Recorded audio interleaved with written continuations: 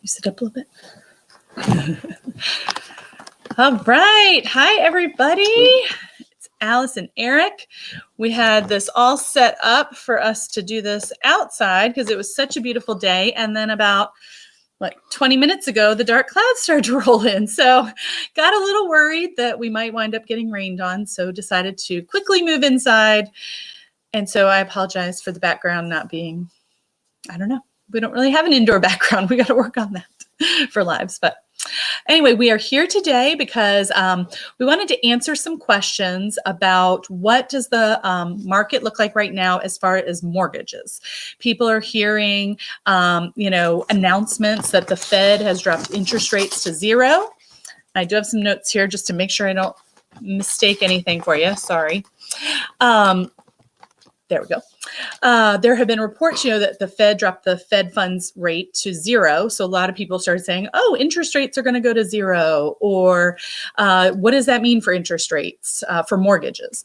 And really, the Fed funds rate has a lot more to do with short-term loans, such as car loans or credit cards, stuff like that. Whereas the mortgage rates that are these longer term, typically 30 years, sometimes 15, follow the 10-year Treasury bonds. So really, the federal interest rate plays a little factor because it does allow banks to borrow money at a lower rate. So maybe that means they would lend maybe a little bit more, but it really doesn't have a direct correlation to interest rates for mortgages. We have been seeing a lot of volatility actually in mortgage rates lately. So we've seen anywhere from, 3.5 to 4.5 within 2 days of each other. And that's a big swing in 2 days. And we're hearing that a lot of that has to do with the kind of uncertainty with 10 million people having been, just in the last 2 weeks applying for unemployment, has made some investors in longer term products such as mortgage rates or mortgage loans, be a little bit nervous. And so in the meantime, we're getting some people there. Hi, Charvette. How are you? Great to see you. Thanks for joining. And we'd love, as you're joining, if you'll comment with any questions of what we're talking about, that would be fantastic. We'd love to interact with you and answer some questions for you live here. But basically, we have seen, just to get back on the interest rates, that there has been a lot of volatility. So what a lot of mortgage lenders are doing now, you may have heard of points. So they are using points to try to reduce that volatility. So basically you would say buying an interest rate, buying a 3.5% interest rate, because you don't know, is it going to be there tomorrow? Is it only there today? If you buy your points to buy the interest rate that you really want for that ideal monthly mortgage payment, it might save you $50 a month by getting that better interest rate, but maybe it would cost you $2,000 up front to buy the points. So you would want to look at what is the break even on that, right? So if the break even, in this case, this example, if the buying the point to get that $50 savings a month would cost you $2,000 at closing, then your break even would be 40 months, right? So 50 goes into 2,040 times.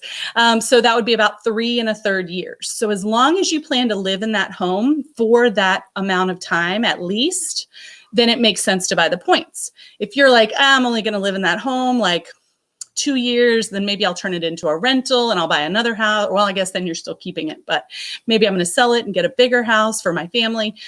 Then it might not make sense. So you really just want to talk about that with your mortgage lender and see what might be the best thing for you to get the best rate that you can when it's time for you to lock in or buy those points. So with all this volatility and things that have been changing in the mortgage world, we've been seeing some changes from what's been business as usual. And so Eric's going to talk a little bit about some of those changes. Yep. One of the changes we've seen is your credit scores. Credit scores to qualify for a loan now are minimum 640. Some of the more conservative lenders are even going up to 680. Mm-hmm. So I've heard talk of pre-approval letters, maybe not lasting. I think it was up to 4 months at one point. Now it's 120 days, which is the time for your credit score, Also, they were doing 120 and they're down to like 30 days. You were saying, some lenders are saying that. It's just, there's a lot of changes happening. Basically, you definitely want to call your lender before you move forward on anything to see where you stand. Just because the requirements with the volatility, more cash reserves on some certain types of loans. Sorry, I keep leaning the wrong way. I know, we're getting used to this. So, one lender was saying that they're requiring 2 months after closing cash reserves, just to make sure you can pay your mortgage. And one of them was saying that the 6 months reserves for people that say live at home, rent free, things like that, that they might need to have more cash on hand. Hi, Jen. Thanks for joining us. So another thing would be sorry, same day verification of employment before closing. So you would need to verify that you are still employed, basically, before you can go through the closing when you're home. Yep, the same day. So they're seeing where they're worried that if someone loses their job on a Thursday evening and they're closing on a house on a Friday morning, they're going to be checking that Friday morning on employment. And they'll need a direct line to someone to get that information. So whether it's the HR person, and we know a lot of people are working from home. So we are making sure for our clients who have closings coming up, we are making sure that they have, a direct contact number. So there's no delay the day of. We don't want to see anybody's closing delayed just because they can't get in touch with someone. When everything's fine, they just need that verification. So, Now, to let y'all know, it may sound like everything's changing. Well, it's not. Obviously, some things are changing in all aspects of our life right now. So we are definitely staying on top of any changes that are coming in the mortgage industry so that we can better assist our clients. But conventional loans, we have seen basically stay steady and available in the ways that they have been. Conventional loans typically have always wanted more money down, as a down payment. They've had different requirements when it comes to credit scores, your debt to income ratio, that sort of thing. So these are still stable, available. Most of these changes Erik was talking about, we're seeing more with like FHA, VA, VHDA, government-backed loans. So that's where we're seeing that, a lot more of that. So we're trying to keep up. If there are comments, it's nice to see people coming in and saying hi. So if you do have any questions on anything we've talked about so far, or watch the replay, and if you have questions then, definitely let us know. And in the meantime, if you're not thinking of buying or selling right now, we're having a lot of clients who are also refinancing. So when the interest rates make sense for you based on when you bought. So definitely, if you would like us to get you a market activity of what the values of the homes in your neighborhood, in your community have been lately, we're really looking at the last 30 days. What have the homes been selling for?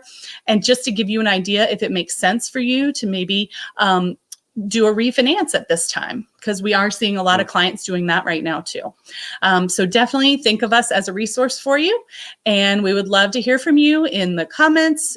You know how to get us. If you don't, you can go to our website, which is on the bottom there, thescottteamrva.com. You can get in touch with us. And we really appreciate you spending some time with us this afternoon. Thank you very much. Hopefully we'll talk to everybody soon. Yeah. Have a great afternoon and stay safe, everybody. Bye.